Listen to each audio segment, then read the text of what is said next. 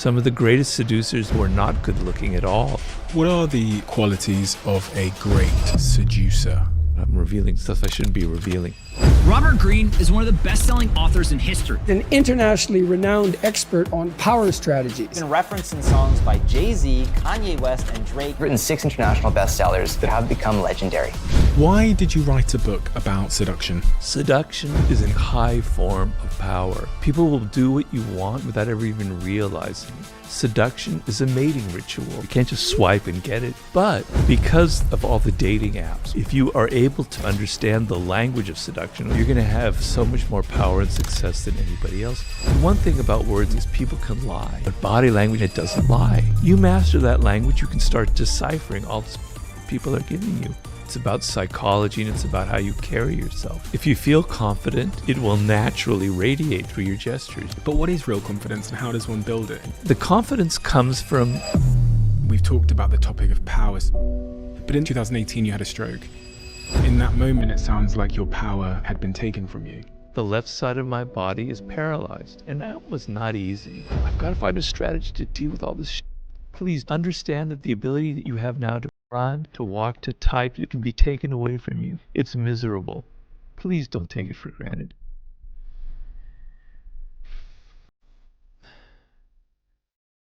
Before we get into this episode, just wanted to say thank you, first and foremost, for being part of this community. The team here at the Diary of a CEO is now almost 30 people, and that's literally because you watch and you subscribe and you leave comments and you like the videos. That this show's been able to grow, and it's the greatest honor of my life to sit here with these incredible people and just selfishly ask them questions that I'm pondering over or worrying about in my life. But this is just the beginning for the Diary of a CEO. We've got big plans to scale this show to every corner of the world and to diversify our guest selection.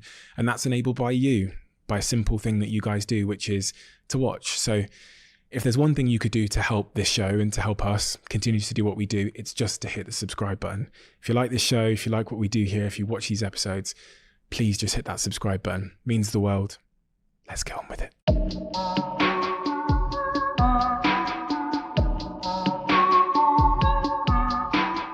What do I need to know about you and your earliest years to understand the life that you went on, that journey you went on, and the person you came to be? Well, I grew up here in Los Angeles, not far from where we are, in a neighborhood called Baldwin Hills, and then we moved to another neighborhood. I had a very nice childhood, very middle-class family. My father was a salesman his whole life, worked for the same company for 40 years, just sold chemical supplies. And, you know, my parents kind of left me alone a lot. I was basically, my sister almost kind of raised me in a way. And you know, I had a very nice childhood, kind of left alone, sort of an introvert. Books kind of shaped me. I became an avid reader at an early age. Knew I wanted to be a writer. Got heavily into drugs, I'm afraid, in high school, because that was the time where I went to school and in college. Had some great experiences. I look very fondly back even on my drug experiences, even though they got kind of depressing after a while. But it kind of shaped me in some ways. And, you know, that was me growing up, you know, and I had an attitude or a lens in which I looked at people from a distance. Like I was always sort of obsessed with people wore masks and the way I looked at it, even when I looked at my parents and their friends and I said, what is really going on behind the masks that they wear and all the social niceties going on? What is behind? What is really the human animal like? And so these are kind of the themes that were a big part of me growing up. From what I read, you had a lot of different jobs in a lot of different industries up until the point when you wrote the first of your many books called The 48 Laws of Power back in 1998. And I was looking at all of these different jobs you'd had, and they all seemed to be completely different from one another. So then trying to understand how you arrived at a moment where you then wrote a book on the topic and subject matter of power, having not been, you know, a psychology graduate or seemingly worked in any industry related to like human psychology, seemed to be really peculiar to me. Yeah, and also I never really had a lot of power up until that point, so it wasn't like I knew everything about being a leader or anything. A lot of things that happen in life are kind of by coincidence or serendipitous. You don't necessarily plan on it, which is sort of, when you look back on it, you can see a kind of an odd plan going on, like a destiny or fate. But in the moment, I didn't feel that. I had all of these different jobs, as you mentioned, some of them completely unrelated. I worked in construction. I had a construction job. I worked in a detective agency. I was a tour guide. I helped write an encyclopedia. I taught English in Spain, on and on and on and on and on. But I was searching. I wanted to be a writer, and a writer needs experiences. I just was hungry for weird experiences. I never really stuck at any one job. And by the time you're 37, 38, my parents are starting to worry about me. I'm starting to worry about me. I'm getting a little bit depressed, even have moments where suicidal thoughts are floating in my brain. Like, I'm very ambitious. I know I could do something well, but it's never come together. And so here's the serendipity part. I'm in Italy for a job, one of my 80 different jobs, and I meet a man who's a book packager there on this particular job we're on. And he's a Dutchman. I'm not going to imitate him, but he asked me if I had any ideas for a book. And suddenly, all of the painful experiences in my life working in Hollywood, all the assholes I've worked for, all these weird politicking, all the manipulative games, all the crap that I had seen, it just came like almost vomiting out of me. And I said, here we are, this was 1990, it was in the 20th century back then.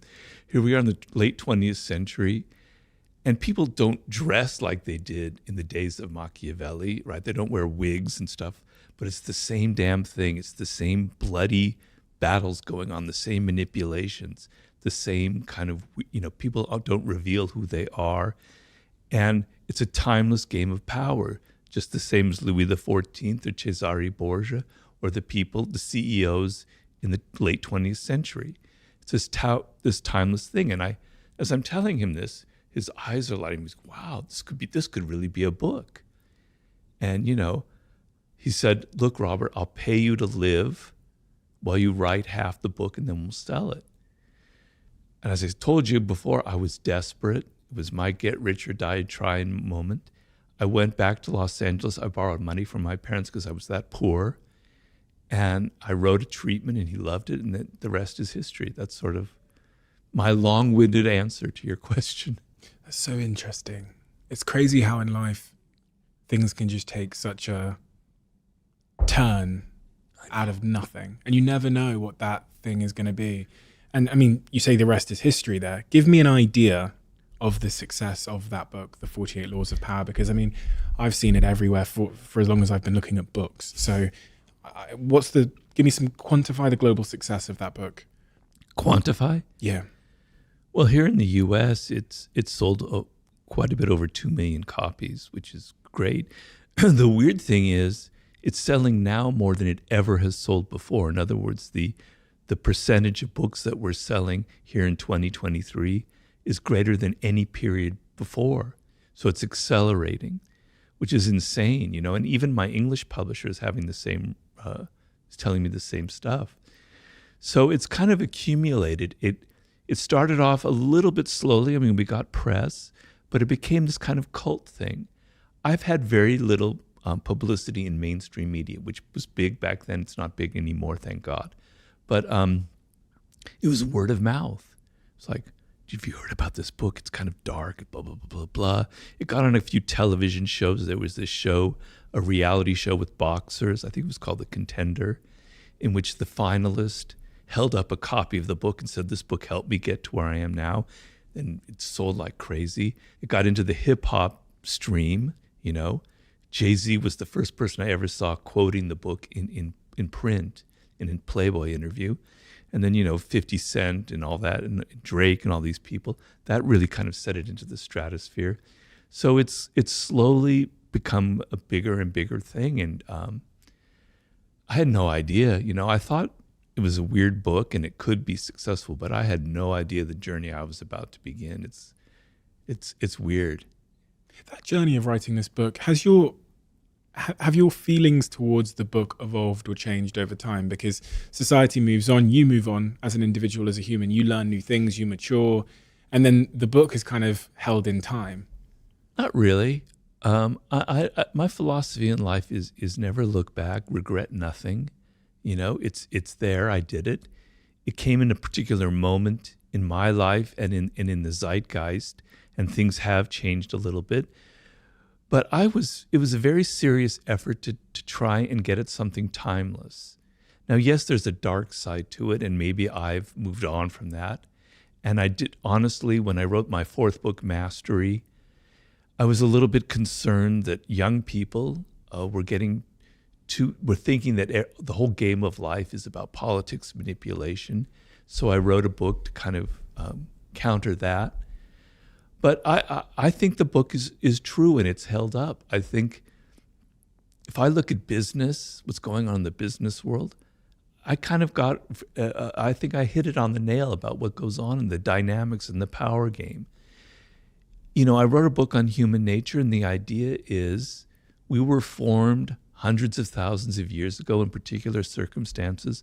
Our brains are wired a certain way. Yes, we're very sophisticated. Yes, we have the internet. Yes, I'm here being interviewed by you on a podcast. It's pretty insane. But we haven't fundamentally changed. The same raw emotions of envy, of aggression, of worrying about our status, about having to disguise ourselves and appear like we're saintly and loving, that we don't have a shadow, which we all have. None of that has changed. So, yeah, I wouldn't write that book now because I'm at a different place in life, and I understand that. But I'm not ashamed of it in any way. I stand by it, and I think I hit at something real. What is, in your definition, what is power? I was really compelled when you're talking about the evolutionary roots of power, but like at its essence, what is power? It's not what you think it is. It's not, Vladimir Putin or presidents or Biden or all these political figures and these big games. Power is a feeling. It's an essence. It's an emotion. It's a human need and desire. And really what power is a sense of understanding yourself and being able to control yourself. So the way I look at it, I like to look at it not through the lens of great power politics, but as an average, everyday human being here in the United States or in England. The feeling that you have with your children, with your spouse, with your colleagues, the people who work for you, the sense that you have no control, that you can't influence them with your ideas, that you can't get them to maybe, soften some of their ugly behavior if they have that you can't get them interested in helping you with a project or whatever, is the most miserable feeling a human being can have. Malcolm X had a quote that I love, which is, absolute power corrupts, but absolute powerless corrupts even more. I'm butchering it, but that was the gist of it. The feeling of powerlessness is actually more corrupting than the feeling of having a lot of power. It turns people into being passive aggressive, into playing all kinds of weird games, negative games to get power. You want to feel that you have a degree of control over events in your life, over people, over your future. And that to me is what power is, right? And so some of that involves these games that I mentioned in there, and some of it goes beyond the 48 laws of power, which I've tried to indicate in my other books. But it's the sense that I'm not helpless in this world. I remember when I first entered the work world as a very naive college graduate with all these ideals and things I'd read, because I studied literature and languages, going, man, this is weird. People are playing all these kind of games. I'm in over my head. I made mistakes. I got fired for being, too brash, for outshine the master. It was painful, right? And so learning, you don't have to use the laws of power. I don't advocate crushing your enemy totally. I hope I don't have any enemies ever that I need to crush ever. You just need to know these things so that when you enter the work world, you're not naive, you're not stupid, you don't make the same kind of mistakes that I made. You spare yourself the pain. You understand the most fundamental thing about human nature. People have egos. Even your boss has an ego. You think he or she doesn't because they're powerful? they're even more insecure than other people. You need to be aware of these things so that you don't inadvertently make them feel insecure and suffer the consequences. So that's sort of my idea of power that I was trying to describe there. The way you describe it is more of a sort of intrinsic force perception of yourself. When people think of power, they think of having control over others or their influence over others, but you've kind of made it more of a internal force. Yeah, well, if you can't control yourself, then you're in a lot of trouble in this world, right? Because when you just naturally are yourself doing things, you're going to offend people. You learn early on we're social animals. I have to tailor my behavior, you know? If you go on babbling about how you feel and think, et cetera, and you just say what's the first thing on your mind, you're going to end up having a very short career. You're going to be saying things that are going to offend people. You're going to be making a fool of yourself. You're going to be saying things that you end up regretting, right? So you have no self-control. And if you see somebody who has no self-control, it makes you look like you're not powerful. If you can't control yourself, how can you control anything in your environment? How can you be a leader, right? So you have to learn certain things about your nature, about who you are, and not just be anybody. You have to kind of tailor your appearances as well. Because for good or for bad, I'm a believer in looking at the human animal without shame and embarrassment, just as we are, right? And appearances matter. It's the animal part of our nature.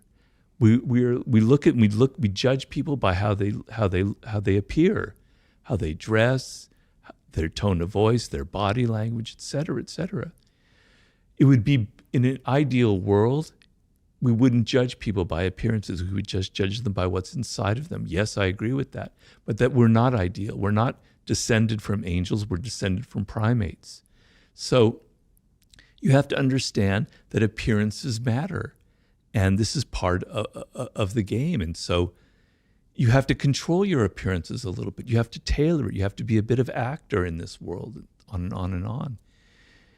You know, these are things that people don't like to admit about ourselves. We like to think that we're much more idealistic, that these things really don't matter in the end. And I wish it were that way, but it's not. And so I'm a bit more of a realist when it comes to things like that. But yeah. As you were talking about this need to keep up appearances to some degree in order to survive and to fit into the tribes that we form in our lives, it made me think about how many guests I've had on this podcast who work in maybe the entertainment industry or other industries. Yeah. You know, they're famous or whatever, and they report that keeping up appearances had a really detrimental impact on their happiness and their fulfillment in life, because in some cases it meant that they were doing a job as a presenter and had to always be happy when inside they didn't feel that. And maybe the contrast of reality and perception caused them a lot of harm, or they've built a life around things that they're not interested in. I think you touched on some of that in Mastery. Yeah. That's the question I have, which is keeping up appearances and the impact that has on your happiness, i.e. wearing a mask, and happiness. What's the relationship?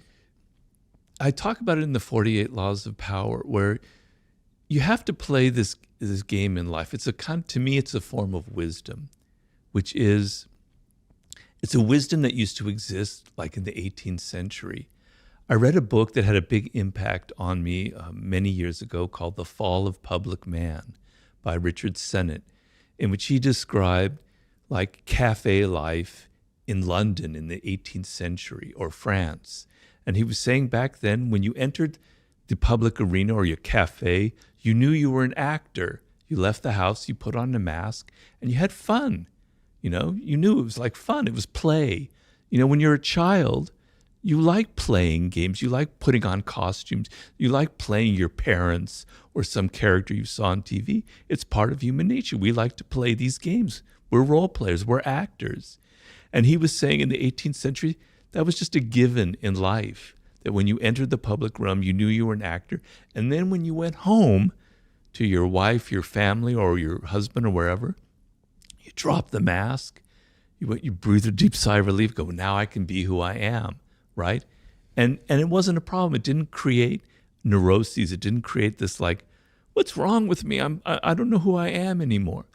So people now, the problem now is we don't have distance from that social realm. And so we think that if we're acting, that's who we are. But it's not. It's just that's part of being a social animal, is playing a role. You know, I did a book with 50 Cent, and he kind of exemplifies a lot of that. He plays a role in life. You know, when I met him, I thought, I was kind of intimidated. I was a little bit afraid. You know, the thug. This is a guy, when I met him, he was, you know, just a few years away from being shot and all this stuff.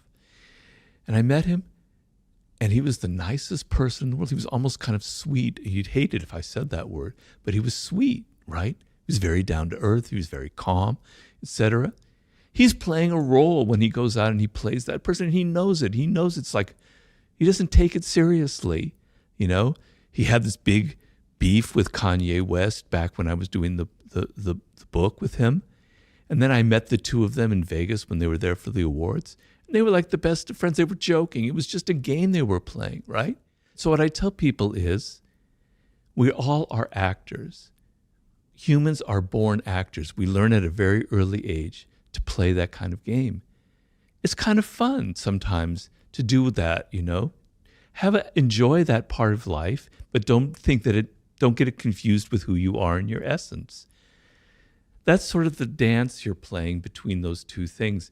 I understand what you're saying, and a lot of it has to do, as you said, related to mastery, where people end up in a career that doesn't suit them.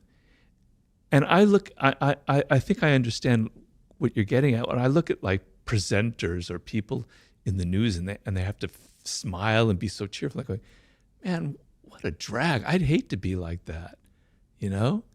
That is so false. Don't you want to take a shower after you being so cheerful and chatty and all that shit?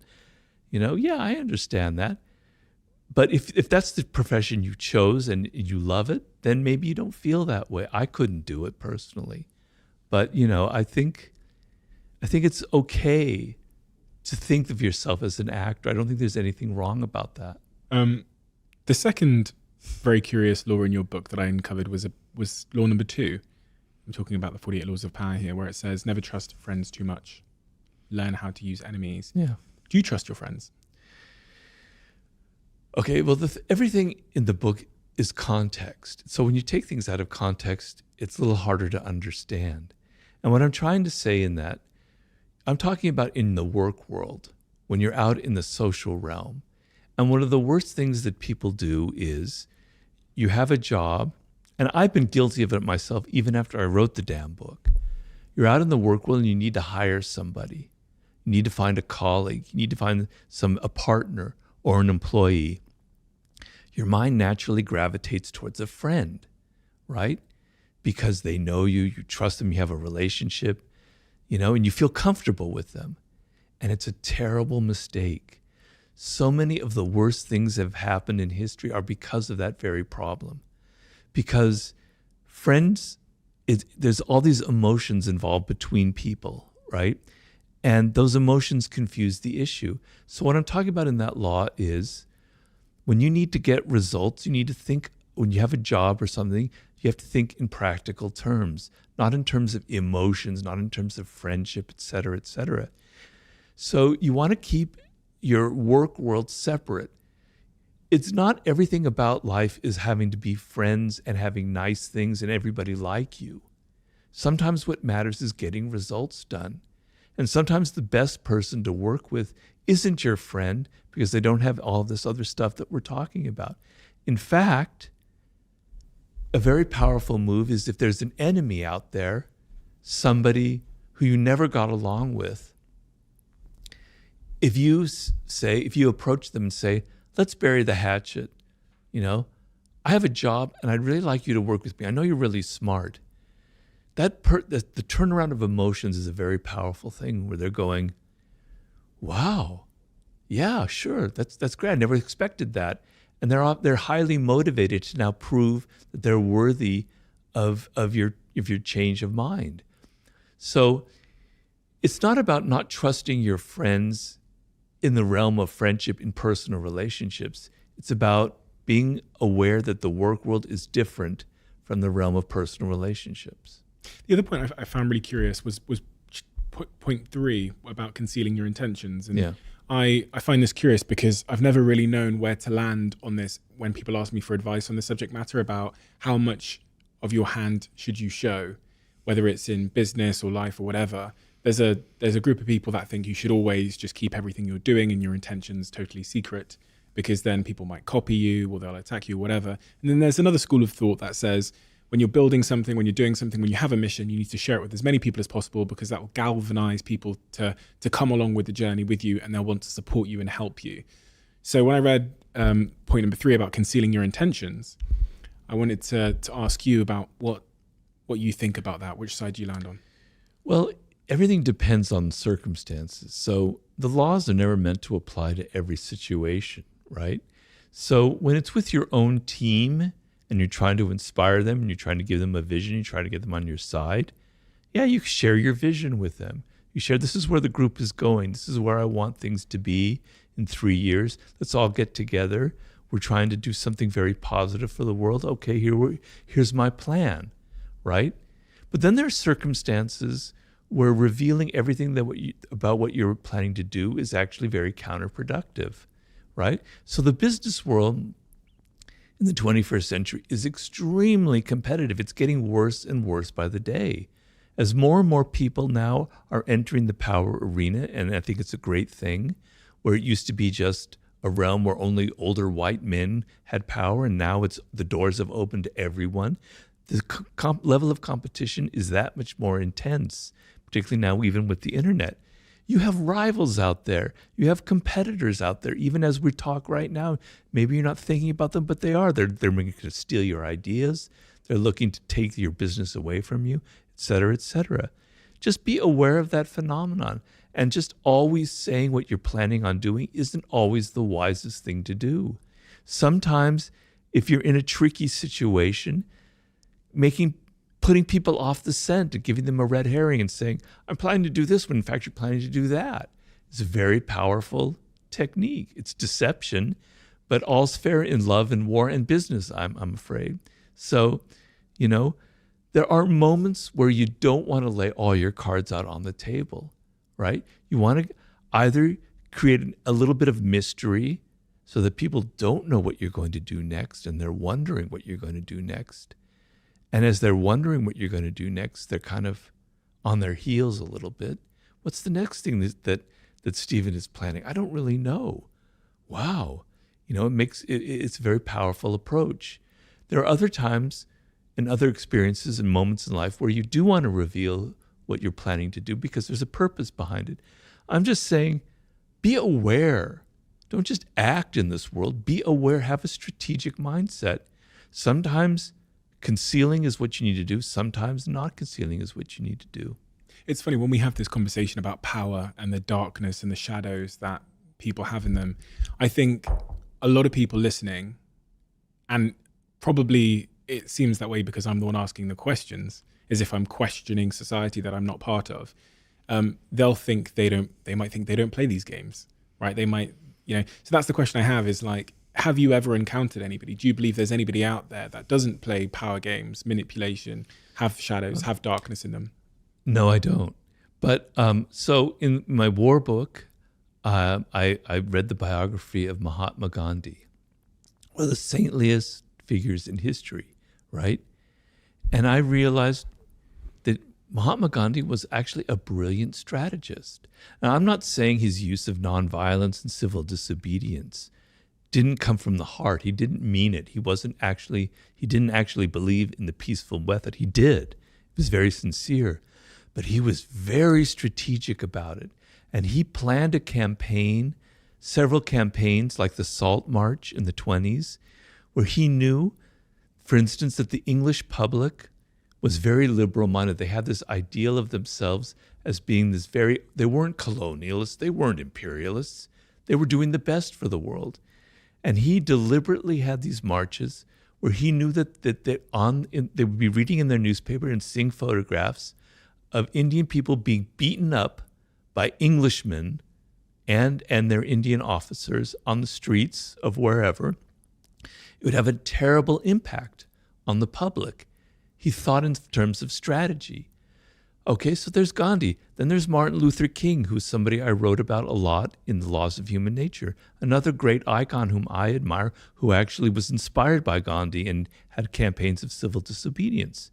And there was a campaign, I believe it was in Montgomery or Selma, I can't remember which one, where he was getting fed up. They weren't getting very far in the civil rights movement. They were reaching a stalemate, and he was getting very frustrated.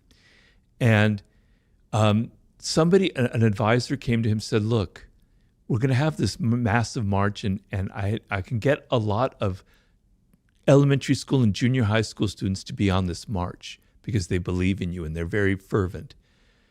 And I think it would be great. And his advisors go, God, you can't do that. You can't put 13-year-olds at risk. And Martin Luther King thought about it very deeply. He said, no, we're going to go ahead and do it. Because, damn it, I want the American public sitting in there all fat and watching their televisions to see these brutal, Bull Connor, the police chief then. I want to see these children being water hosed and beaten, and it's going to have an incredible impact. He was being strategic, and his advisors were shocked by it, but it ended up proving to be one of the most pivotal, important moments in the civil rights movement. So here you have Gandhi and Martin Luther King. And Martin Luther King was a flawed individual, as we know, right? He had a private life that wasn't exactly in the same as his public life. I don't judge him for that because he was a brilliant man, and I admire him. I love him deeply. Reading his biography made me even admire him even more, seeing that he had a human, flawed side to him. But these are icons that we set up, and they reveal what I'm talking about in human nature. You can't escape it. Yeah, maybe there was some saint born in some century that I've never heard of that maybe got pretty far away from everything I've talked about. But, we all have this idea, like in The Laws of Human Nature, I write about irrationality, envy, aggression, or narcissism. Narcissism is a good one. Oh, they're a narcissist. I'm not a narcissist. I'm not self-absorbed, but they are. Yeah. I don't have any of those traits. Well, damn it. Every single human being has self-absorption traits. We can't help it. We naturally think of ourselves first. Yes, there are people who are much deeper narcissists in life, no doubt, and there are toxic narcissists, but we all have a touch of it. I want you to be a little more humble in this world and not be so arrogant and not think that you are somehow exempt from having a dark side, that somehow you were born with a halo over your head, that you were born different, you don't have human nature, that you're a saintly person, you're much better. Get rid of your moral superiority, because I find that deeply offensive. We are all cut from the same cloth. We all have the same flaws. And when you look at yourself, and when I wrote The Laws of Human Nature, I'm going, damn it, Robert, you have a dark side. You're a narcissist. I had to come to terms with my irrationality, my grandiosity, my aggressive instincts. But it's the only way to change yourself is to be aware that you have these issues. I have the narcissistic tendencies. Now I see it. All right. Now when they pop up, I can control it better. I can say, damn, Robert, you're being too self-absorbed to think more about the other person. But if you go around in life thinking, I don't have any of these problems, I'm not a narcissist, you're never going to have the awareness to stop the fact that you are actually one.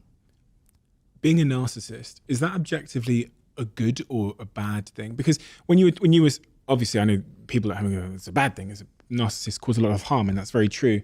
But in the context of the human animal and why the human animal develops certain attributes and qualities to maybe further its survival or its ability to stay within the social pact, is it just a consequence of being a human to have these like shadow traits and to be coercive and manipulative? Is it good or is it bad?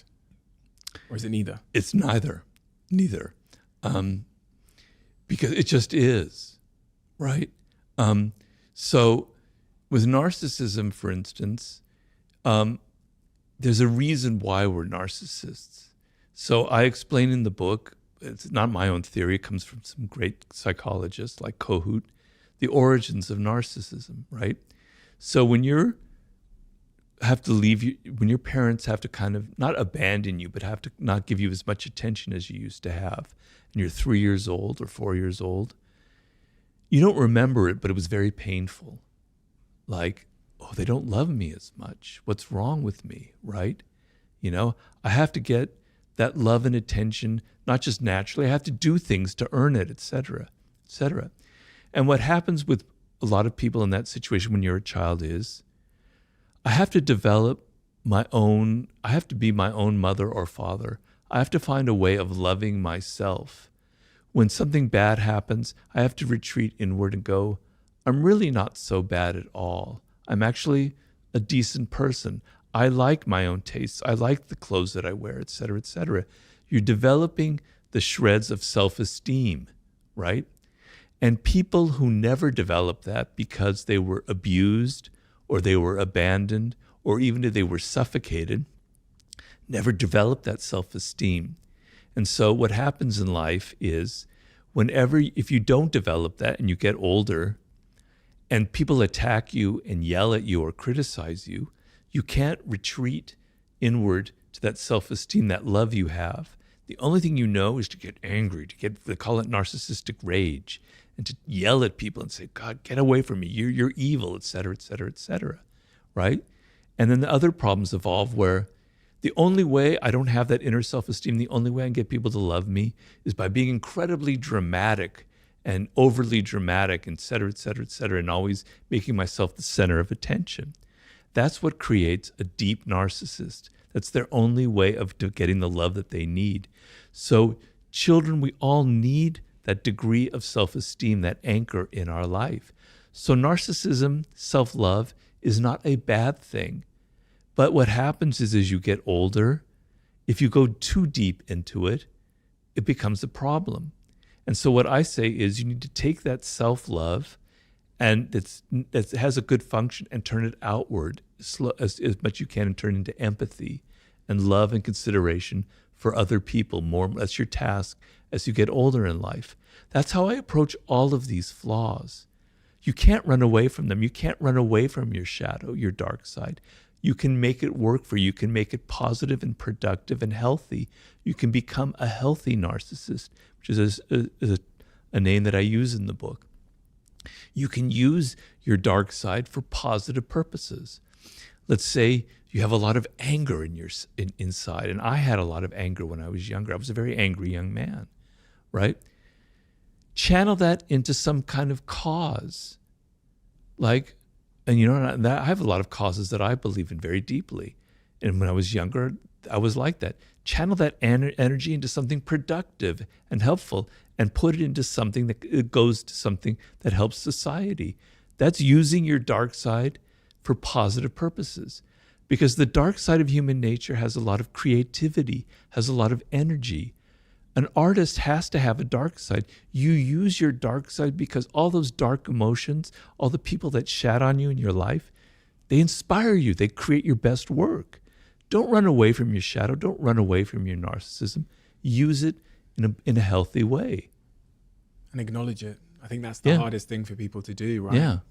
So few people, I think, including myself, have really fully understood what their shadow and their dark side is. I mean, doing this podcast has really helped me because I learn things from other people vicariously, and then I reflect on myself, or keeping a diary has helped me to understand that. But that first step in someone having the self-awareness to understand their dark side. I mean, there's even a lot of people who confronting their dark side it feels like it would be so impactful on their self-esteem in a negative sense that they spend their life putting up a wall to never go there. I mean, there's some people who you would even mention something to them and they would triggers them. Yeah.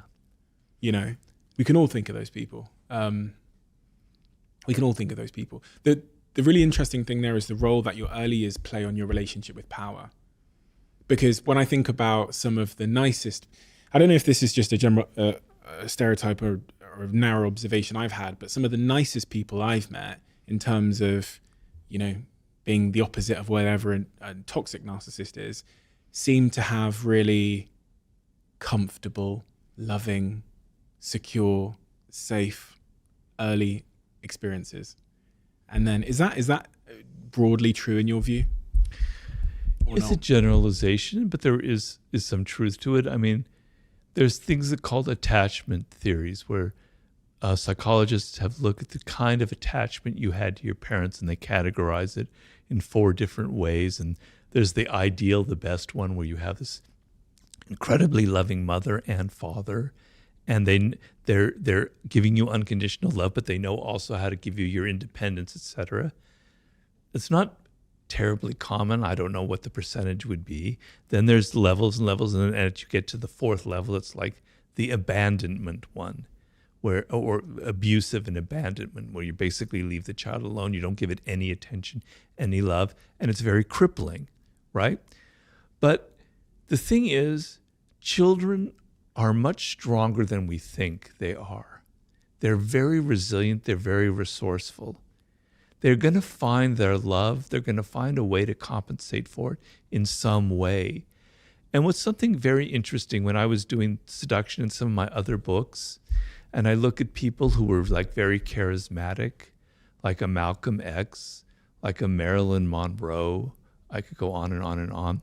These are people that came from very, very bad families, right?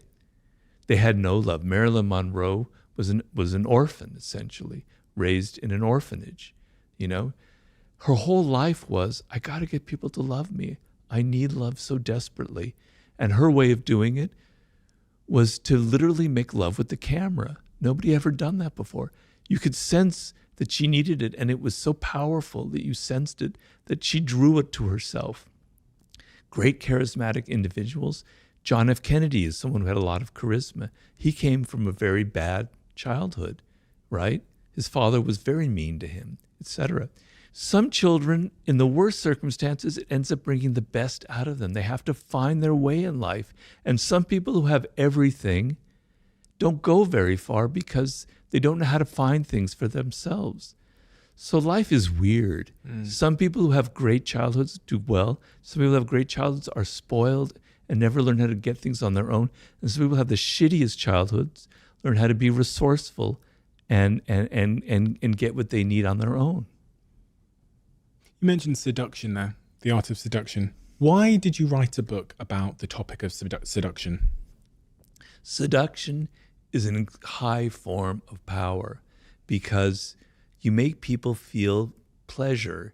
You make them feel excited or interested in you, and then their resistance to your ideas slowly lowers, and you have the ability to influence them and to move them in the direction that you want. If you yell at them, like how we were talking about your child, and you tell them, do this, do that, they resent it, and for good reason. But if you're subtler, if you're more seductive in your approach, if you're more indirect, people will do what you want or go in your direction without ever even realizing it. So it was a sub-theme in the 48 Laws of Power. And so I was sort of interested in the psychology of that and why some people are good at it and some people are awkward about it. So when I finished the 48 Laws of Power, I thought this would be a natural segue, the next book. What are the qualities of a great seducer? Well, I like to distinguish between cold seducers and warm seducers. A cold seducer is something you don't want to be. That's the typical image that we might have of a male seducer, but even of a female seducer, like the great courtesans, etc., where they're just after money or the men are just after sex. That's not my ideal. My ideal is kind of a back and forth quality where it's not domination. It's sort of like a game that you're playing. It's like a mating game. It's like a courtship ritual where both people are kind of seducing each other. And so what makes for a great seducer is very simple. I can summarize it very simply. You are outer directed. So when you meet somebody for the first time or you're on a date or whatever it is, you're not having that internal monologue going, does she like me or does he like me? Am I dressed well? Am I saying stupid things? What can I do to impress them? No. You turn it off and you're outer directed and you're listening to them and you're entering their spirit and you're hearing them say things that give you idea of what they're missing in life, of what they want, of what their needs are, of what makes them an individual. You're absorbing it, you're entering into their spirit, and then you can reflect it back to them. You can give them gifts. You can take them to places that show that you're attentive to them. Because if you look at how we are in our day-to-day life, normally people never pay us attention. They're always so self-absorbed. They're never thinking about us. The times where you get the sense that people are actually interested in who you are as an individual is pretty rare. If you give that feeling to someone, it's incredibly powerful because we all want to be validated. We all want to be recognized. So the seducer is not someone who's all worried about him or herself and thinking. They're involved in the other person. They're absorbed like a sponge inside their psychology, inside their world. A lot of this is, very applicable to romance and dating, etc., etc. It feels, for whatever reason, not necessarily something I've read much about in your work, but it feels like dating and romance and relationships have become much more complicated in the modern world. That it's become much more difficult to seduce somebody. What are the attributes of someone then that is not good at seducing? Anti-seducer has many qualities. I have a whole chapter on the anti-seducer. I try and define it. There's several of them. I don't have them all memorized, but one quality that's very anti-seductive is preaching and moralizing.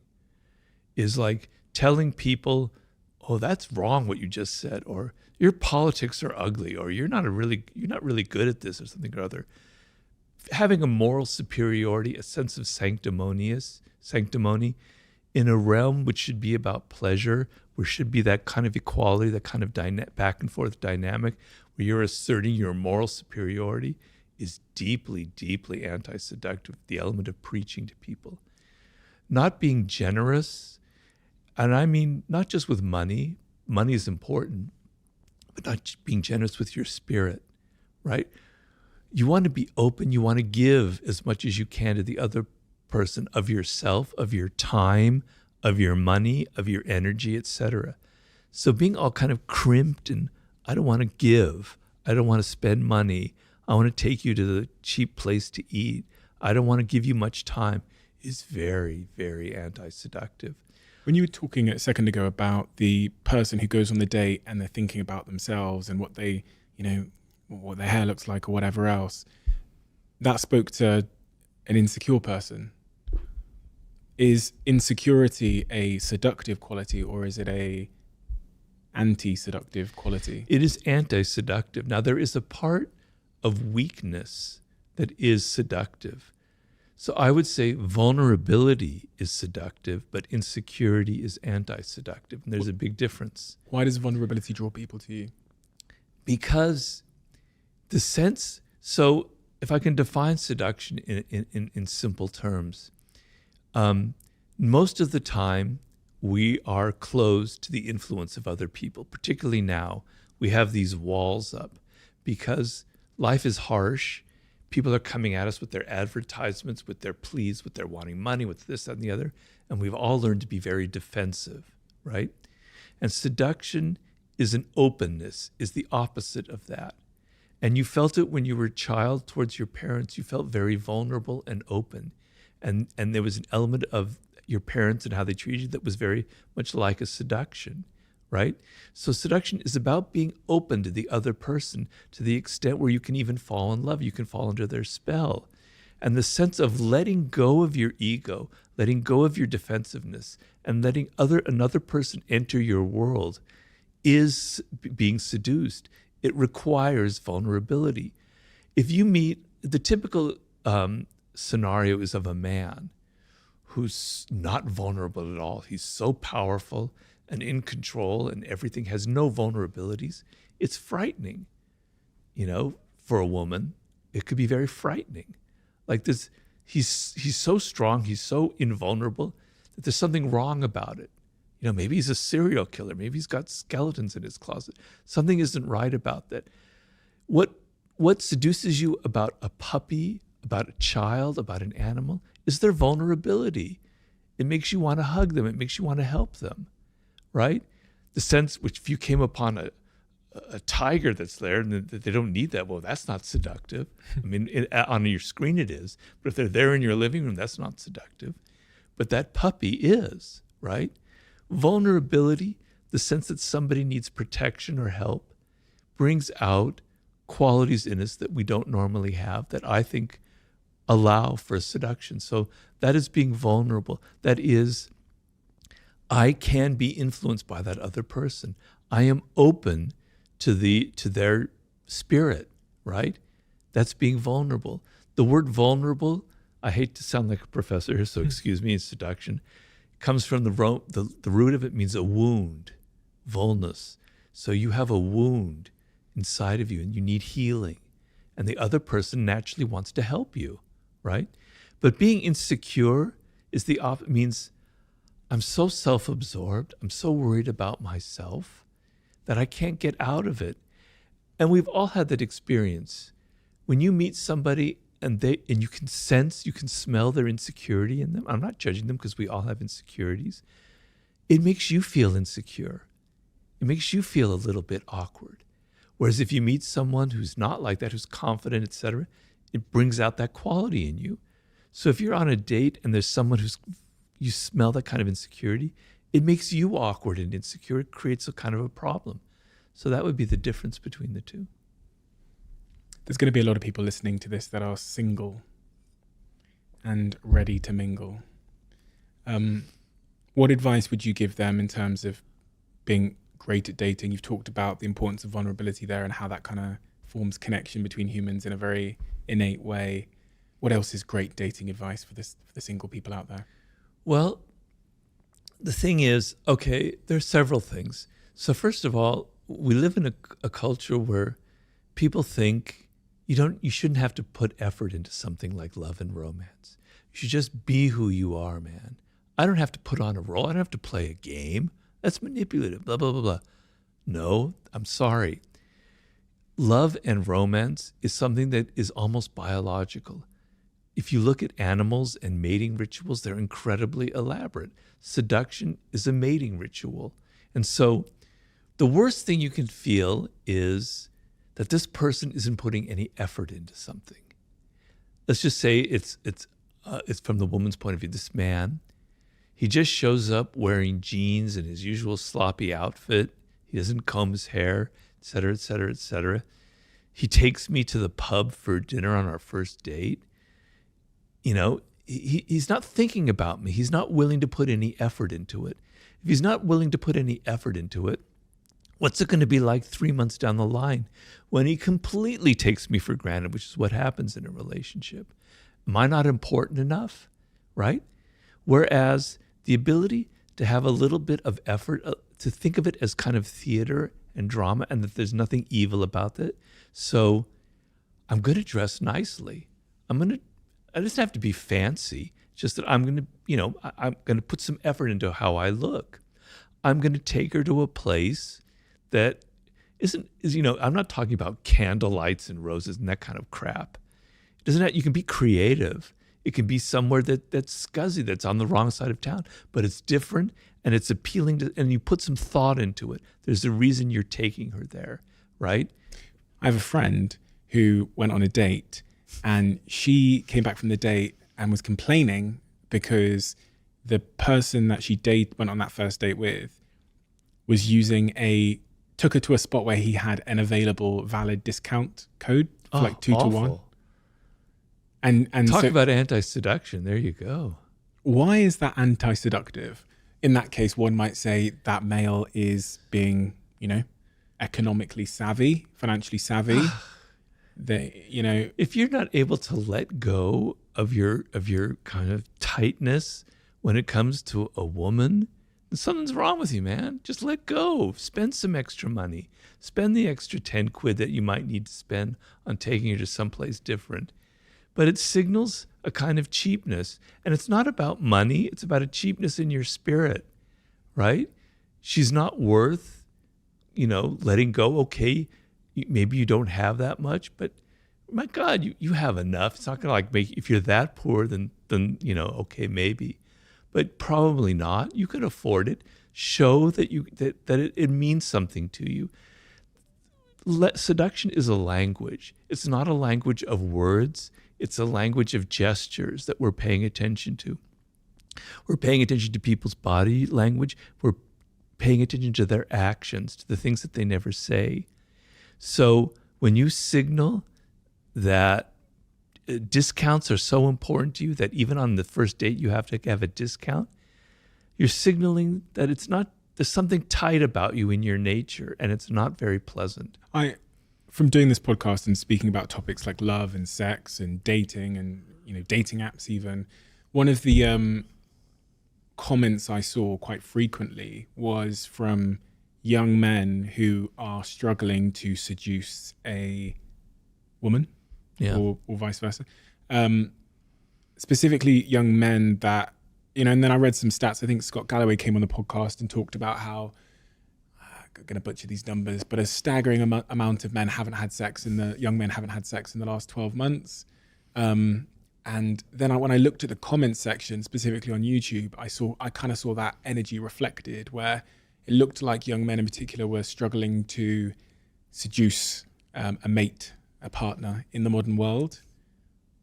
Is that real in your view? Is there something that has changed in society? Has that always been the case? Is there anything we can do if we're a young man that's struggling in the modern world because of the internet and computers and this and dating apps? And well, a lot of it is, I'm afraid to say, is internet porn, where you get the idea that sex is something that should be very easy and quick, and that women should have that kind of body and physique, et cetera, and that becomes your norm, et cetera. That can be very damaging. But the idea that things must come easy and quick is very prevalent. And to win over someone like, let's say you're a man and it's a woman who might be reluctant to have sex for good reason or reluctant to have a relationship, requires some effort. It requires some thinking. You can't just hack your way. You can't just swipe and get it. You can have your internet sex, but you're not going to get that in real life. It doesn't work that way. It takes time. It takes patience, and you're going to have to work and you're going to be rejected. Being with people is a skill. Being a social animal, although there's a part that comes naturally, if you spend all of your time here, you're losing that skill of how to respond to people's body language. Half of the thing is you're sitting in a bar opposite, let's say it's a woman, and how she crosses her legs, how she sips her drink, how she looks at you, how she touches her hair. She's signaling things. It's a language. It's a beautiful language, right?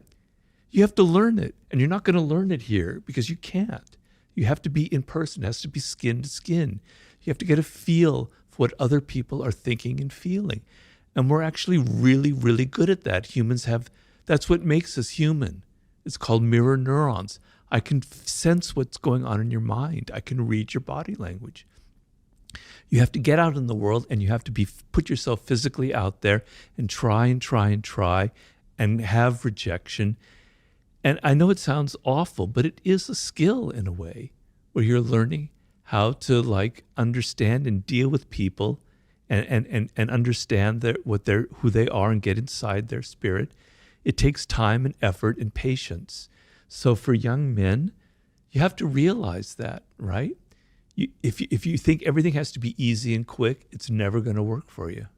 And I talk about the Hollywood actor Errol Flynn, who is perhaps numerically the greatest male seducer ever, because it's estimated that he had seduced close to 3,000 women, and he died when he was 50. And if I did the math one day, I go, how can that possibly be?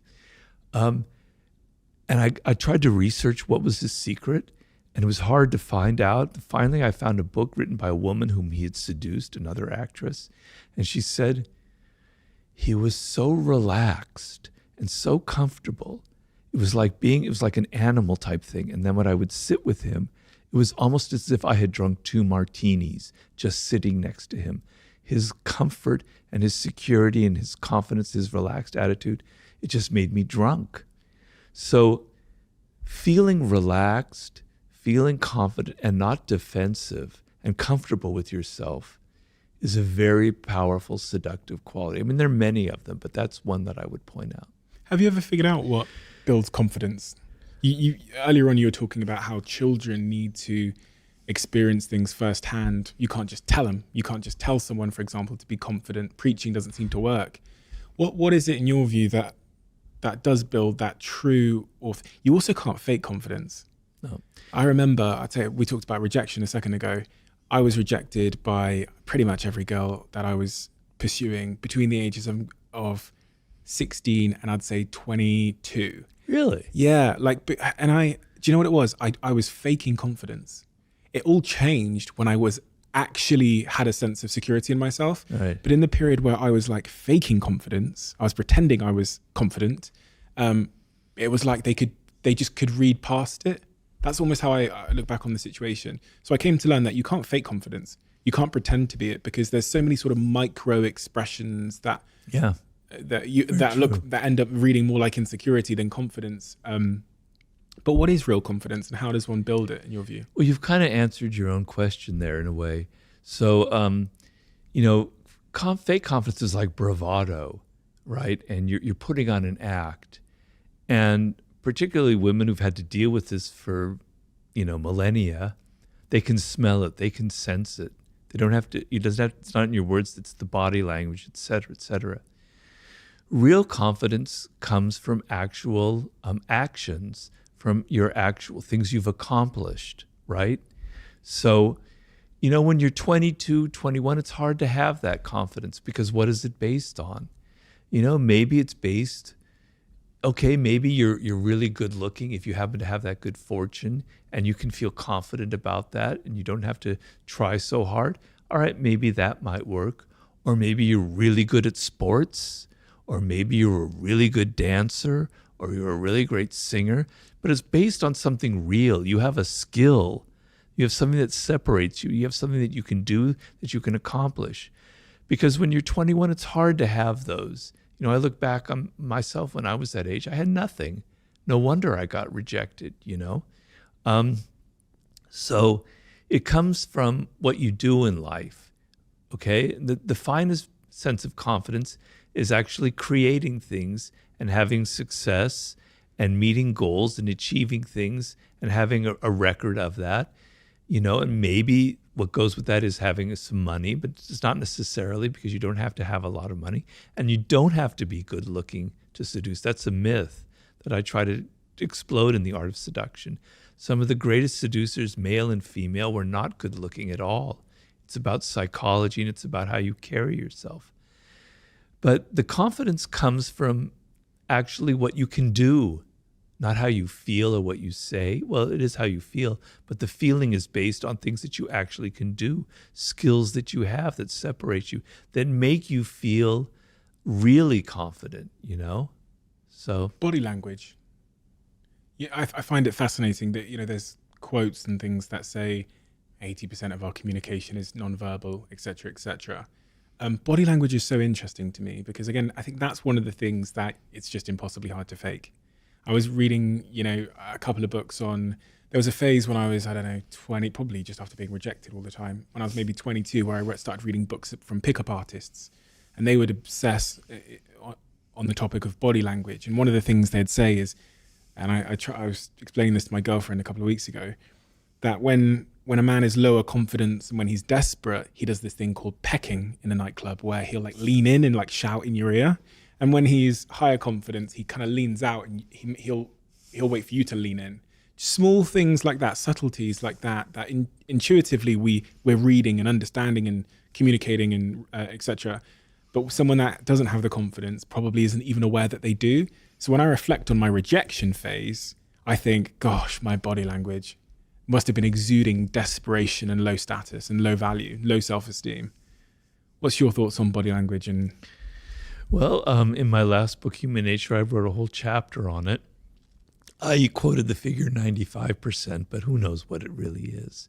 The thing it is that we evolved for hundreds of thousands of years before language existed, right? And our earliest ancestors depended on the group for their survival and getting along, and their powers came from observing other people and their body language. You could read it. So it's a skill that's wired into us, wired into our brains. It's a very unique skill that we humans have. It's just that you don't learn that. When you're a child, when you're 2 years old, you have it because your life depends on it. You have to see if your mother is loving you, or your father is kind to you, because if not, you could be abandoned. Your life depends on it. You're great at reading that, and children are incredibly adept at picking up body language. So if someone is fake, if someone's an imposter, they hate being around children because children see through you, like radar, right? Because they're so attuned to it. You had that skill when you were very young, but you lost it because you became so oriented with words and you became so self-absorbed that you're not paying attention. But it's extremely important, right? So the whole body is involved in it. So you've got to first stop thinking about people's words so much. Because the one thing about words, unfortunately, is people can lie. They can say whatever they want. They can say, I love your screenplay. That was fantastic. You were great in that movie. I thought you were great, et cetera, et cetera. They can say anything to please, to flatter, to cajole you. But body language, man, it doesn't lie, right? So I talk in that book about the eyes and the fake smile. The fake smile is something you see every single day, but you're not paying attention. It's like, it's kind of tight, right? It's like, yeah, right? But a real smile, the whole face gets animated, and there's a little crinkly thing here as your face, as it lights up, and your eyes light up. It's hard to even put into words, but it's there. You can see it. It's real. It's not faked. Knowing the difference between a fake and a real smile is really important in seduction, in business, or whatever. To know if someone is like, yeah, I like that idea. No, they don't really. They're saying that to please you. They actually hate your idea. You master that language, you can start deciphering all this bullshit people are giving you. The face, you can disguise it a little bit. Actors know that. But you know what you can't fake? It's your voice. If you're nervous, not even the finest actors in the world can fake that. Your voice betrays so many things about you. It betrays your weakness. It betrays your lack of confidence, or it betrays the other quality, etc. Right? So pay really attention to the tone of people's voices, to how fast they talk. People who talk fast are very nervous. Someone who's talks, I know I'm probably talking a little too fast here, sorry. My mind races, so I do that. Normally I don't talk so fast. But, you talk slowly, you have a certain tone, you have a certain intonation that kind of reveals confidence, okay? Body language, posture. You were talking about pecking, right? When you go and look at a meeting of people in a business meeting, you'll see all the employees kind of leaning forward, nervous, and you'll see the boss kind of leaning back, arms crossed like this, I'm the powerful one. You come to me. I'm the leader. I'm the top dog, or she. It's a woman. I don't need to be like this. I'm like this. Body language reveals a lot about leadership qualities, et cetera, et cetera, et cetera. If you're at a party and you come up to someone that you're meeting for the first time and they're talking to you and you notice that their feet are angling away from you, that means that they're not really interested. They're looking for any moment to try and walk away and escape. They're not really into you. Whereas their feet are facing you, they're engaged, they want to talk to you, right? This is a whole art you can learn. And you can sit there and you can read it. And I give the story in Laws of Human Nature of a man named Milton Erickson, the founder of NLP and hypnotherapy, probably one of the most brilliant psychologists who ever lived. When Milton Erickson was 19 years old or so, he had polio. He nearly died. His entire body was paralyzed. The only thing he could move, the only muscle he could move were his eyeballs. Now imagine that. He was a young man with a very active mind. He can't talk, he can't do anything. All he can do is move his eyeballs a little bit. He was so bored. Can you imagine how bored you'd be like that? You can't read, you can't do anything. People would come in to visit him. All he could do was look at them and study them. He became the greatest reader of body language ever in the history of mankind. People said he was almost had ESP. He could read everything about who they were just by looking, because he ended up recovering. He became a psychologist. Because his life depended on developing this skill, He was going to just die from sheer boredom if he didn't learn how to read body language. He mastered that language much like somebody could master French. And it's an incredibly powerful language that I can't emphasize enough. You know, we can go about learning the language of body language, and I'm sure that will help, but it's such a complex, there's like a thousand things with my body language at all times, like how I'm speaking, my eyeballs, where I'm looking, my posture, my arms, like am I crossing my arms, am I crossing my legs, all of these things. So the challenge of mastering all of that feels a little bit overwhelming. Am I right in assuming the easier challenge to master is in fact just like my sense of self? Very well put. Because, if you feel confident, if you feel secure, if you're not all inward and insecure and worried about yourself, it will naturally radiate through your gestures. Yeah. You don't have to sit there and pay attention to your fingers, your arm, your ears, your eyes. It's just there. It's natural. So yeah, that is the solution. So the two parts of the game, it's your own body language. Be aware that people are judging you for that, right? And you can't, as you say, be monitoring everything or you'll drive yourself crazy and you'll look very weird, right? So the best solution is to feel these certain things that are going to radiate and to not give the fake smile, but when you're really happy, to just show it and show your emotion that way. And the other side, which is I think really important, is learning other people's body language, and that can come from study and is much more a logical thing than constantly thinking about everything that you do. Your next book that I have here, Mastery. Why did you write a book called Mastery? Well, to be honest with you, it came, the idea for it was in around the year 2010, 2009. I was getting a little worried that people who were reading my books, particularly young men, who were reading Power and Seduction, they were thinking, that's all I need in life, man. I just need to be a manipulator. I just need to play political games. That's what success is all about. And I was worried that, if you don't understand how to make something, what's going to be the future of mankind? Are bridges just going to fall down? Are hotels going to collapse? People don't know how to make things anymore. We don't know how to use our hands anymore, right? So being able to be good with people is extremely important as a social animal. But perhaps higher up in the hierarchy is being able to do things, to be able to have great skill and to be able to create something and know how to master a subject and to, build something that can last.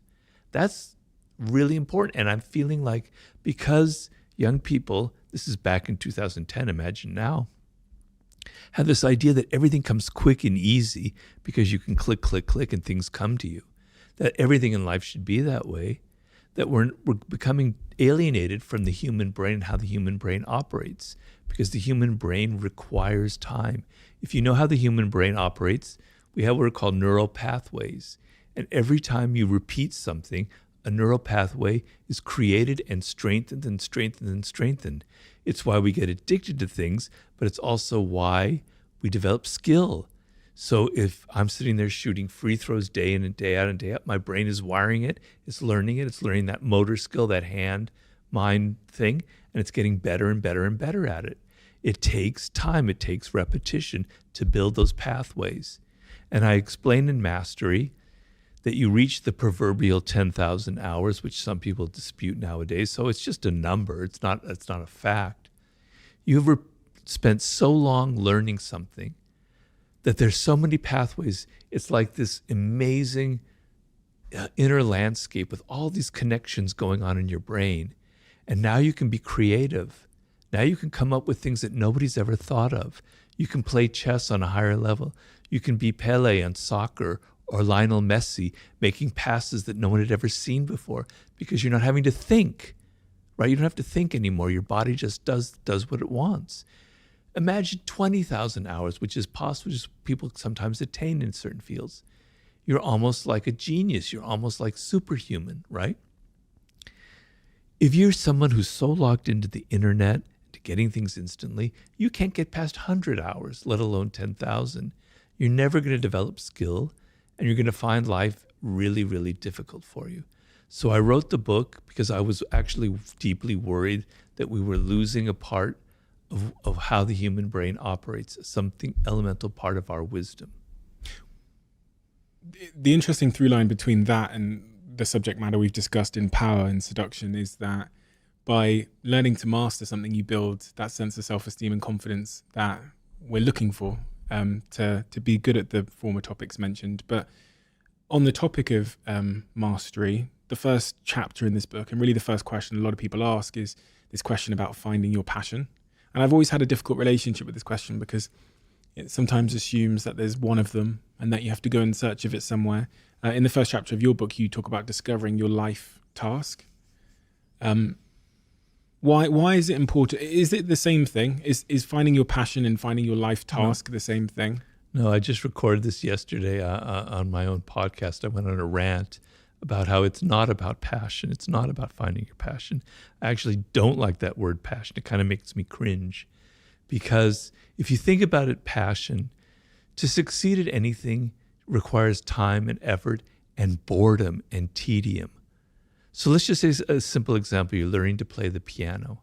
When you first sit down at the piano, you have to play these really insipid tunes. It's so boring. You have to learn, I forget what they call it, finger exercises and scales. On any instrument, you have to learn scales, etc. It's tedious, man. If you think it's got to be passion, forget it. You're never going to get far. The thrill comes after a year of playing the piano, and you get better at it, and better, and now it starts becoming fun. Then 10 years, it's more fun. Then 20 years, it's fantastic. I'm not trying to name drop here, but the other night I had dinner with Stevie Wonder. It was the most amazing thing I ever seen.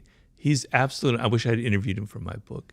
Speaking of genius, and he's blind, obviously, everybody knows.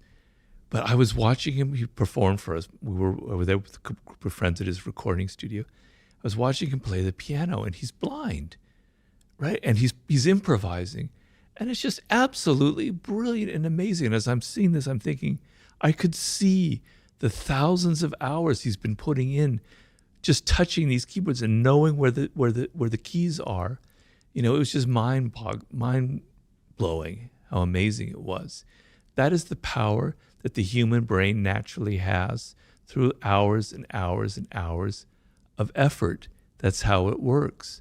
So, he didn't get there because it was passion. He got there because he was a child prodigy. At the age of 11, he was signed to a contract with Motown Records, right? He was playing that as he was a kid, hour after hour after hour after hour. He had a love for the piano, but it wasn't like every time he sat down, it had to be passionate about it. He had the patience to put up with all of the boring stuff, okay? So you want to discover what you were meant to, what you have a connection to, what you have a love for, right? When you're a child, hopefully, or when you're 18 or 19 or 20, that's the best time to discover it, all right? You decide, and it doesn't have to be something highfalutin or worth, like intellectual. You could be great with your hands. You could be great with your body. You could be great with images and visuals. You could be great with words. You could be great in many different areas, okay? They're all equal. They're all great. You as a child are naturally, so there's a book I always recommend for people called The 5 Frames of Mind by Howard Gardner, in which he talks about the 5 forms of intelligence that humans have. Each brain by genetically is wired in one direction or the other. You want to know that, you want to feel it inside of you. It's like a feeling. It's not an intellectual thing. You feel when you're doing sports that it's good. It's a natural thing. It's what I'm meant for. When you're involved with words like I was when I was 8 years old, it felt right. It felt like a natural fit. I have to follow this path. When you're 3 or 4 years old and it's music like Stevie Wonder and you're hearing this in your head, wow, that's it for me, right? Okay? You feel it. You feel this connection. All right, now you fast forward to when you're 18 or 19 years old and you're having to make a career choice. Okay, so I call that your 20s, the most important phase of your life. That's going to make or break you in some way. If you spend your 20s trying to learn skill in something that it connects to you deeply, right? Then things are going to happen to you by the time you reach 30. You've discovered your life's task. It may not be something so specific. For me, it was writing and words, but I didn't know what to write. I tried novels, I tried journalism, I tried theater, I tried screenwriting. But you know it gives you a direction, and you try and you try and try. And you know that's what you were meant for. That's what you were destined for. You feel connected to it. You feel a love for it. And so when it comes time to do the tedious stuff, you're able to do it because you know in the end it'll pay rewards. You'll get better and better at it. And the connection is so deep that to not do it would be miserable. So you can't think of everything in life having to be pleasurable and having to be passionate. There's going to be boredom. There's going to be tedium. How do I deal with it? You have to feel a greater love than just mere pleasure or passion. It's got to be something so deep within you that to not do it will make you deeply unhappy. For me, not to write or be a writer, I don't think I'd be alive right now. I would have been so miserable. I would have been so alienated from who I am. So that's what will get you through. That's what a life's task is. When you think about that, in the book you talk about the first phase, which is, your apprenticeship on your journey to mastery. When you're in that apprenticeship phase, when you're maybe early in your career, you're early on your journey to becoming the pianist, the violinist, the podcaster, the entrepreneur, whatever. What are the most important things to be selecting for as it relates to the job you take, the people you're around, that kind of thing? Like if there's a 23-year-old listening to this that is an apprentice at a floristry shop making bouquets of flower, and they're being offered 5 different jobs in the industry of floristry, which one should they be looking at if they're in the early steps of their apprenticeship? Very easy question to answer. Thank you. You want to look for the job that offers you the most possibilities of learning. So if you're going to go to a florist shop where there's only one other person there, it's like an entrepreneur who started it, and you're going to be like their right-hand man or woman, and you're going to learn, and the pay is half of what you could get at this very fancy. You could be working at the shop at some department store where they'd pay you triple. Take the job that pays 1/3, where you're going to learn the most. You're going to learn about the business. You're going to learn from the ground up. And, there's going to be a level of excitement where, we might not survive another few months. We've got to work hard. We've got to be motivated. We're all on the same page here. A lot of people, when they're 23, they grab the job with the biggest paycheck. And that's a mistake, because if you go to like a large firm, you're kind of lost. You don't have as much responsibility. You suddenly have to deal with all the political games, the 48 laws of power. You're not paying attention. You're not developing skills as much. You don't have as much responsibility. Take the job that has 1/2 the salary, but you're responsible. You're going to be learning, and it's up to you. That's the most important thing you can do when you're at that point in your life. You say there's 3 steps in that apprenticeship. Deep observation. Is that what you mean when you say deep observation? You mean like being able to observe the job happening, or do you mean something else? Well, it means that. It also means, so most people when they start a job, their first impulse is, I've got to impress people. I've got to make them like me. That's that inward direction that's so deadly in seduction and it's deadly in life. You want to be outer directed. You want to observe the codes and conventions of your field, the social codes, what's acceptable behavior, what's not acceptable behavior, the skills involved, the various heuristics, the various things that you have to learn that create skill. You want to be a sponge absorbing what's going on around you. What are the things you need to learn? What are the valuable skills? What are the things that aren't valuable? Who are the people you need to avoid? Who are the people you need to emulate? You're a laser. You're just observing everything around you and not worried about yourself. That's that's deep observation. You talked about skill there. It's all well and good seeing skills and knowing which skills are important, but acquiring those skills is point number 2 when you're in that apprenticeship phase in life, skills acquisition. And this kind of goes to what you were saying with the working in a florist shop next to the entrepreneur. You're going to be hands-on, you're going to be doing, which also goes to what you said earlier about parents and children, like putting them in situations where they get to do stuff. Yeah. A lot of jobs don't offer that. A lot of jobs don't offer the difficulty, the challenge, right?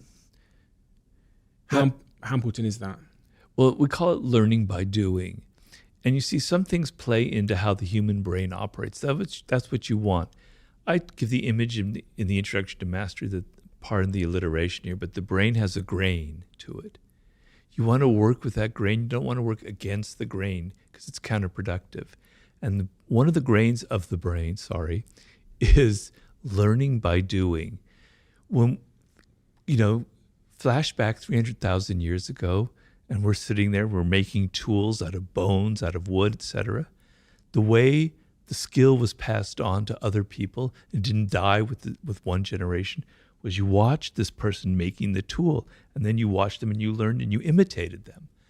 Flash forward to the medieval period in Europe, where they had apprenticeship schools, 7 years, you're learning masonry, you're learning carpentry, you're learning whatever. For 7 years, you're sitting there watching somebody make things and you're doing it. That's how the brain operates. You learn by doing, not by thinking, oh, this is how things are fitted in mortar, with mortars, et cetera, et cetera. No, I'm doing it with my hands. The brain and the hand have the most connection of any part of our body because so much of our power as a species depended on our hands. We don't have much of that anymore, but learning by doing things with your hands or making things is how the brain is wired.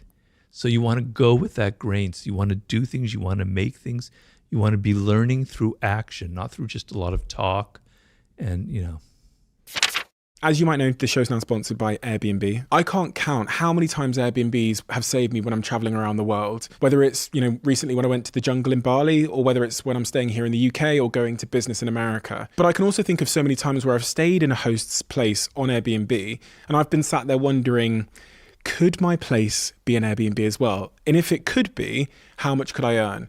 It turns out you could be sitting on an Airbnb gold mine without even knowing about it. Maybe you have a spare room in your house that friends stay from time to time. You could Airbnb that space and make a significant amount of money instead of letting it stay empty.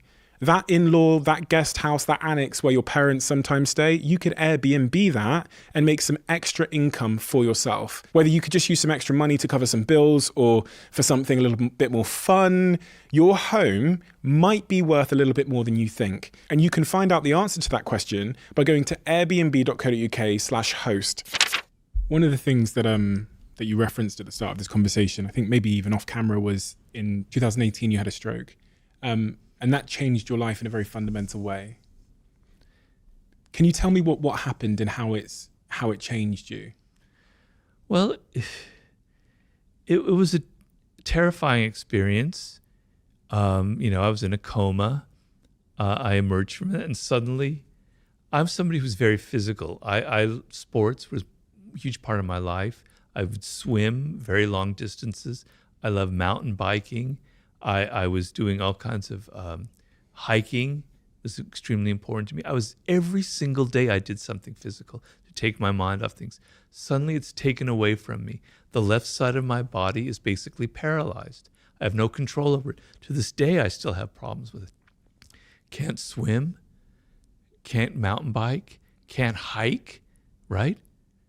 I can't take my mind, I can't think while I'm taking a hike. I can't type. For a writer, that's not much fun. I had to deal with crap that I've never had to deal with in my life. I had a pretty easy time compared to this.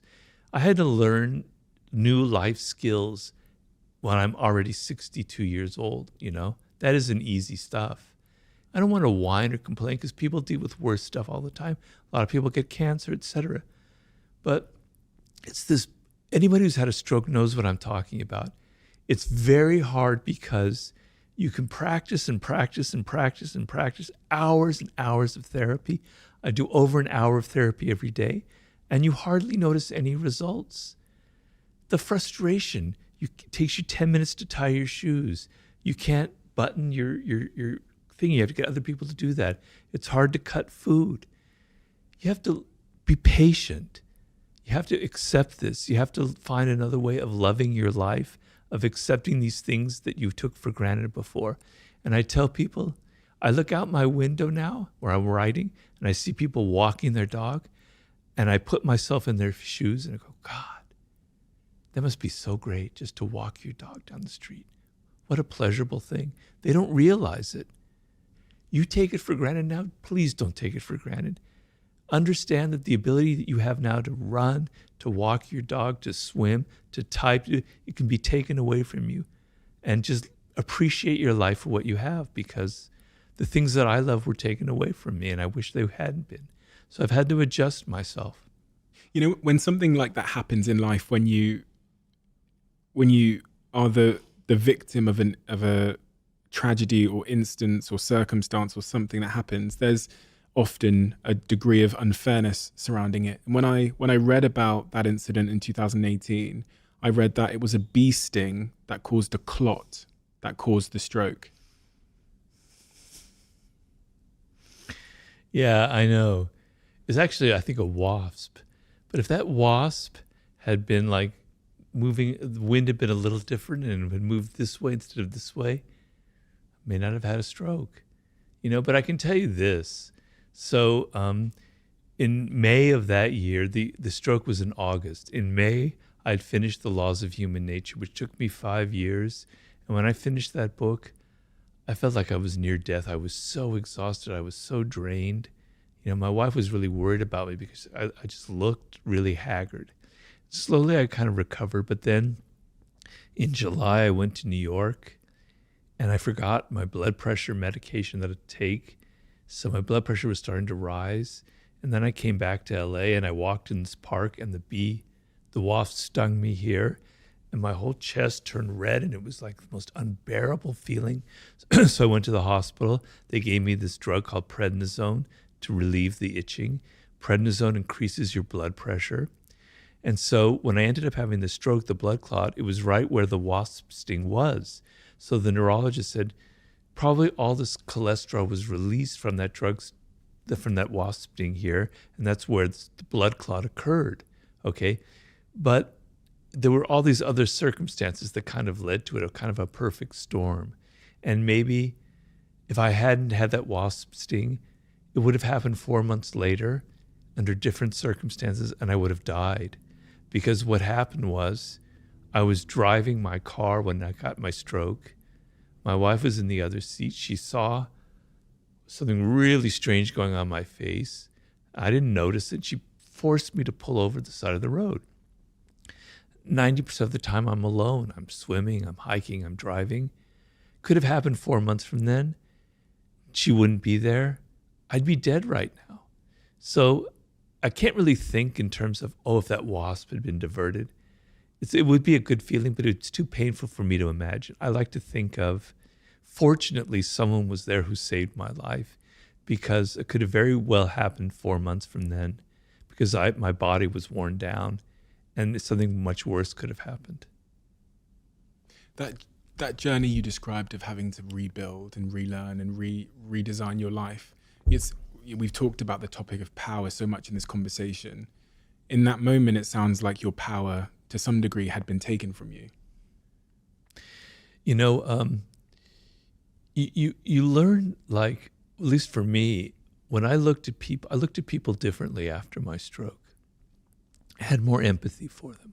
I'm normally an empathetic person, but I was looking at people who in the pandemic who got long COVID, who were having strokes or were having terrible circumstances, or when I look at people who are disabled, because I'm essentially disabled now, I understand them. And also the other thing is, when I look at people who are really poor, who are struggling in life, they feel really dependent and helpless. I felt that physically. I don't feel that materially because I don't have that problem anymore, thank God. But I have more empathy. I understand it, not in an intellectual way, but in a visceral, physical way. That sensation of, I don't know where my food's coming from. I don't know what's going to happen the next day. I'm weak, I'm dependent, I'm helpless. It's miserable. I kind of understood that feeling now on a different level, on a level that affected me personally. And it's a lot different than having it affect you in an intellectual way. The phases in that journey to where you are today, the first phase after the incident, you wake up, you realize that your life has changed. What's going on in your psychology? What's going on in your mind? You talked about helplessness and depression. Well, to be honest with you, what happened to me was right afterwards, there was a level of delusion in my mind. I kept thinking, well, in 3 months, I'll be back at it. In 6 months, I'll be swimming. In a year, I'll be hiking again. I wasn't aware of how hard the process was. And then 6 months, 8 months, a year down the road, as I realized I was wrong, that's when the depression set in. That's when it really started hitting me. I thought I'd be back. Here I am 4 years on. I thought I'd be back to my life, but I'm not. So that's what was the hardest struggle, was actually a year in there and going, there's a phase where you kind of plateau, where you're not really progressing anymore. That's the worst part of it. I'm progressing now again because I have a great therapist, but I had to deal with really bad depression about a year and a half in, when it started to realize, this is my life, man. I'm going to always have this funny arm that's bowing in. I'm going to be walking like this. I never expected this in my life. So I've had to deal with that, and I've had to kind of find a way to not let it get me down, to find other pleasures and joys in life, etc., which I have. How do you find a way to not let it get you down? I'm thinking now about people that are listening to this that might be struggling with their own subjective struggles in life. They've lost their job. They have a disability, whatever it might be. What are the successful strategies you've deployed to try and keep that peace of mind? Well, I don't know how much of it is applicable, because I'm at a phase of life where I don't have material worries, and I could have had a kind of stroke where my physical element would have been untouched, but my brain would have been damaged, which is another part. That would have been worse, because I wouldn't have been able to write another book. And I have a very active mind. So for me, being able to write another book is my salvation. So when it's 3:00 in the afternoon, when I get down to writing, it's the happiest moment in my life. I feel at peace. I'm back to my work, and I love my work, and I love what I'm writing about. It's saved me a lot. I do meditation. I've been meditating now for about 12 years, I think, more than that. Every morning, it's a ritual. I have to meditate. If I don't, something is wrong. And I've never missed a day, I can honestly say. And it just calms me down. It just gives me a strength throughout the whole day. So I get up 7:00. The sun's usually shining because it's Los Angeles. And I go, it's the morning. I'm greeting the morning. I'm greeting the sun. It's like I'm somebody 4,000 years ago in a tribe. There's the sun. It's a miracle that there's even something like that.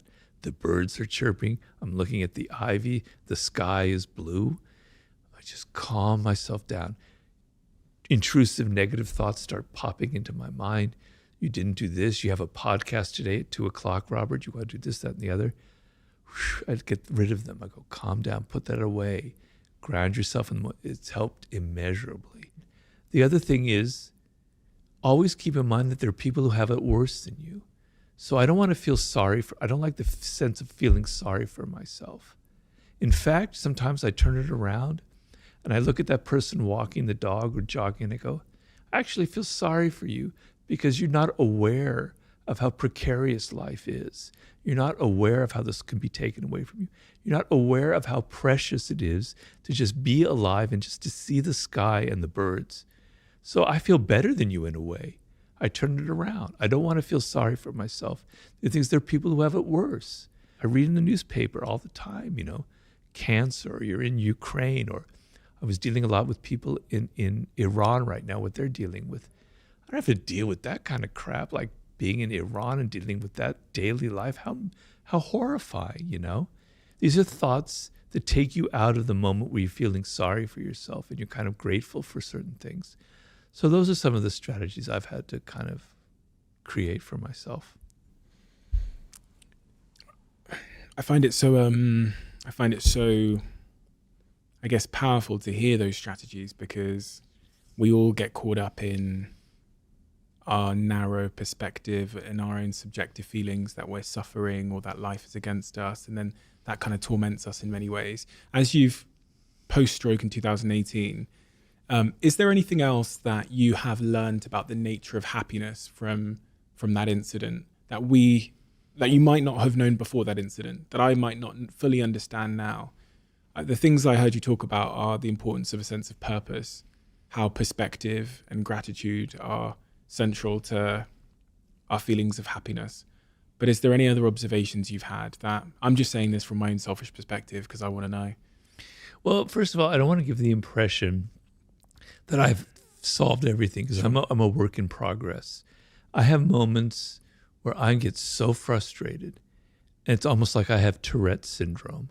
I'm going around, like I can't, I'm still 4 years in, and my arm is still like this, and I still can't brush my teeth the way I want. I get very frustrated. So I'm getting better, but it's still a work in progress. So I don't want to give the impression that I've mastered it, because it has mastered me. I have a long way to go, but I'm getting a lot better at it day to day. I don't know. I think I've kind of touched on everything, only in the sense of... What about connection? You talked about your wife. Yes, she's helped me a lot. God bless her soul. She's had to take care of me, And I was somebody who was always prided myself for being independent. That was another thing that was taken away from me. I was traveling around the world, doing book tours, going to book festivals, doing interviews, doing consulting in various different countries. I could still travel, but it requires a lot more. So I lost my independence. I had to have somebody help me with food every single day. I need things being done for me. And I feel terrible that, she's been put in that position. But she's been very gracious about it. And she understands. She has a lot of empathy because she knows what I've lost. So having somebody in your life, if I were alone, I couldn't deal with it, man. I wouldn't have been able to deal with it. It just would have been too much for me. It would have been too depressing. That depression that stalks you after a year would have leveled me. It's just, I couldn't have made it. So that's an incredibly important aspect. And just appreciating the little things in life that I just, it's a cliche, and I hate saying cliches, but, I have that feeling almost every day where I'm looking at somebody going, man, I'm like riding my bike and I'm seeing somebody just sitting in a park reading a book on a bench, and I'm going, God, that is so much fun just to be able to do that. I can't do that anymore, but I put myself in their body. The little things in life that you take for granted are so filled with so much happiness and joy that you're not thinking about. If that person sitting on a bench reading that book only realized what this person riding by thinks, maybe they wouldn't take it for granted. So many of those little things that you don't think about have incredible importance, at least to me, having lost them. So I don't know if I wish I had something better, but I think that it can only come from my own experience. I can't make it up. Well, your books tend to focus on the nature of the human condition, how we are as humans, for better or for worse. And it was interesting because as you were talking over several topics, when you were talking about seduction and the 48 laws of power and mastery, there was a part of me that's, that started to feel a little bit, feel the darkness that is innate within humans a bit too much, maybe. That we're a little bit too contrived and manipulative and conniving and whatever else. And I was thinking, do I really like humans? I'm one of them. I'm very conscious of trying to separate myself. I hear people doing interviews when they're talking about society, and I always think, you are society. Right. I am human. I'm all of the things you've described in many, many ways. But has your journey of learning about humans and human nature made you personally more loving towards humans, more optimistic about the human race, or has it made you the opposite? Honestly. Well, it's made me more loving, but it hasn't made me more optimistic. Okay. There's so many things that seem to be going awry in the world today. Now, I happen to be, the form of meditation I do is Zen meditation. And in Zen meditation, there's this idea of what's called the Tathagata, which means it was another name for Buddha, and it means things as they are. And one thing you meditate is the world isn't good or bad or ugly or evil or unjust. It just is. Things just are. This is just I can see all sorts of things. I can deal with you as a human. But when I spend 95% of my time behind a screen, and that's even how I date, basic human skills of understanding, of connecting, of empathy, of reading, they're getting hopelessly degraded. That's my long-winded answer for why I wrote that book. If there's someone listening out there and they can relate to certain parts of what you've just said, maybe it's a lack of their own self-awareness, or maybe they have poor sort of awareness of others, is there a starting place to reversing that? Is there maybe a most important skill that we need to master as at the foundation of that transformation? Yeah, it's very simple. It's to get down on your hands and knees and realize you're bad at dealing with people. The problem that you have is you think that it's a natural skill. Yeah, I'm okay at it. I just kind of wing it. I understand what I'm doing. I'm a human being. I know how to read people, etc. You don't. You're operating in darkness. You're groping around. Just realize, first of all, that you need this skill.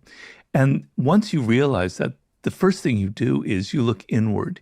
You look at your own nature. You look at the things that I write about in the book, about narcissism, about irrationality. And instead of searching for the people around you that fit those categories, look at yourself. So it all begins with self-awareness. You are the best subject of human nature.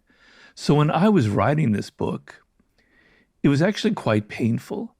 So I'm writing a chapter on narcissism, one of the longest chapters in the book because it's a very important subject. And I'm telling myself, Robert, you're quite a narcissist. You didn't think of yourself that way, but you have all of these classic tendencies that you're writing about in the book. It was painful. But in order to come to understand narcissism in other people, I had to sort of understand it in myself. So step number one is, I need this knowledge. I'm actually not very good with dealing with people. It's caused me problems. Go back and review the problems and the mistakes you've made. Mistakes I've made as well, many, many times. And then when you realize that you want this knowledge, then you begin by looking inward. But if you think that it's not needed, that you're not, it's just, oh, it's kind of interesting, or maybe I'll sort of dabble in it, it won't mean anything to you. You have to feel that pain that you've been through in life. And it's kind of an ongoing pain. It's one that I still have, even though I wrote the book, where I misread people, where I inadvertently hurt them when I didn't mean to hurt them, and I feel that and I suffer from it. And so the pain that you feel, the emotions that this turns up, motivate you then to become better at understanding other people. What if you find things in yourself, like you said, that you don't like? You find narcissism in yourself, you find darkness in yourself. What are we meant to do with that? Are we meant to heal it, resolve it? You're meant to look at it. You're meant to confront it.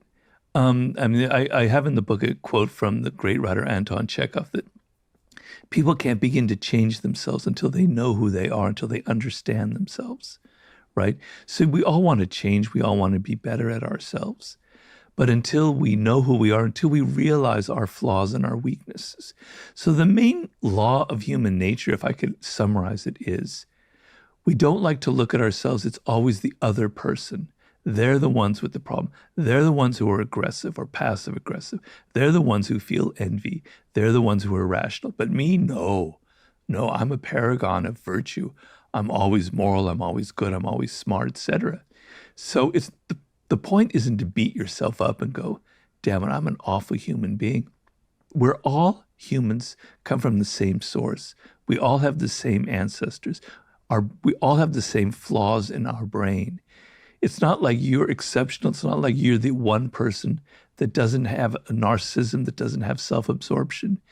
So realizing that you're connected to all these people, that we all have these flaws and weaknesses, is actually not a bad thing. It's a good thing.